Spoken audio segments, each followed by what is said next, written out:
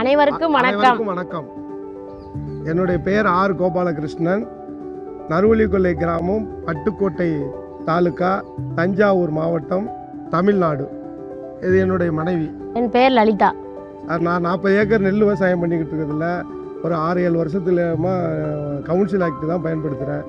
ஆளுங்களுடைய இதுகளை labour man பவரே அதிகம் குறைச்சிட்டேன். இப்போ ரொம்ப நிம்மதியான விவசாயம் நெல். அதுக்கு பிறகு தான் எனக்கு 6-7 வருஷமாக கவுன்சிலில் தான் நம்பிக்கையாக செஞ்சுக்கிட்டு. நான் கவுன்சில் ஆக்ட் பயன்படுத்தப்பட்டதுலேருந்து வேலையாட்கள் களையெடுப்பு ஆள் பிரச்சனைனால எனக்கு ரொம்ப காசு மிச்சப்படுது.